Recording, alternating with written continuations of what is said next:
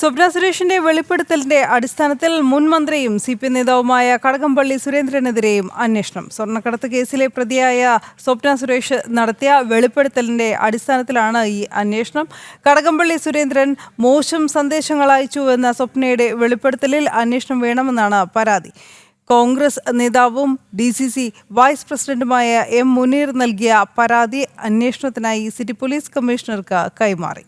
ദിസ്ന സുരേഷ് ചേരുന്നു കൂടുതൽ വിവരങ്ങളുമായി. ദിസ്ന, വിശദാംശങ്ങൾ.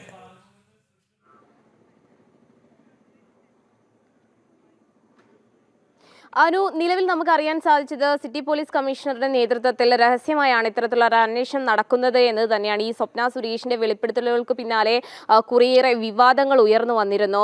M. മുനീർ നൽകിയ പരാതിയിന്മേലാണ് ഇത്തരത്തിൽ അന്വേഷണം നടക്കുന്നത്. ഈ രാഹുൽ മാങ്കൂട്ടത്തിന്റെ വിഷയവുമായി ബന്ധപ്പെട്ട് രാഹുൽ മാങ്കൂട്ടത്തിനെതിരെ കേസെടുത്ത് അന്വേഷണം ആരംഭിച്ച സ്ഥിതിക്ക് എന്തുകൊണ്ടാണ് ഈ കടകംപള്ളി സുരേന്ദ്രനെതിരെ കേസെടുക്കാത്തത് എന്നൊരു ചോദ്യവും അതോടൊപ്പം തന്നെ സർക്കാരിനെ സമ്മർദ്ദത്തിലാഴ്ത്തിയിരുന്നു. അതിന്റെ അടിസ്ഥാനത്തിലാണ് ഇപ്പോൾ അന്വേഷണം നടക്കുന്നത് എന്ന് തന്നെയാണ് നിലവിൽ അറിയാൻ സാധിച്ചിരിക്കുന്നത്. എന്തായാലും സ്വപ്ന സുരേഷ് തന്നെ കടകംപള്ളി സുരേന്ദ്രൻ നിരന്തരമായി ഇത്തരത്തിൽ മെസ്സേജുകൾ അയക്കുകയും അതോടൊപ്പം തന്നെ തനിക്ക് മെസ്സേജുകൾ അയച്ചു തുടങ്ങിയ പരാമർശമാണ് നടത്തിയിരുന്നത്.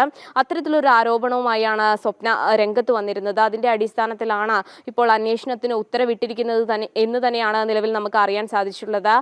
പക്ഷേ ഈ കടകംപള്ളി സുരേന്ദ്രൻ ഇതുമായി ബന്ധപ്പെട്ട് ഈ പരാതി നൽകിയ വ്യക്തിക്കെതിരെ മാനനഷ്ടത്തിന് കേസ് കൊടുക്കുകയും പിന്നീട് മാധ്യമങ്ങളോട് പ്രതികരിക്കുകയും ചെയ്തതൊക്കെ തന്നെ നമ്മൾ കണ്ടിരുന്നു. പക്ഷേ രാഹുൽ മാങ്കൂട്ടത്തിന്റെ വിഷയവുമായി ബന്ധപ്പെട്ട കേസുകൾ എടുത്ത സാഹചര്യത്തിൽ എങ്ങനെയാണ് ഈ വിഷയത്തിൽ കേസ് എടുക്കാൻ കഴിയാതിരിക്കുക എന്നത് സർക്കാരിനെ വലിയ രീതിയിൽ സമ്മർദ്ദത്തിലാഴ്ത്തിയ സാഹചര്യത്തിലാണ് ഇപ്പോൾ രഹസ്യമായി ഇത്തരത്തിലൊരു അന്വേഷണം നടക്കുന്നത് എന്നൊരു വിവരം തന്നെയാണ് നിലവിൽ പുറത്തു വന്നിരിക്കുന്നത്. നേരിട്ട് പരാതി നൽകിയിട്ടില്ല, അതുകൊണ്ട് തന്നെ കേസെടുക്കാൻ കഴിയുമോ എന്നൊരു ആശയക്കുഴപ്പത്തിലായിരുന്നു പോലീസ് നിലവിൽ ഉണ്ടായിരുന്നത്.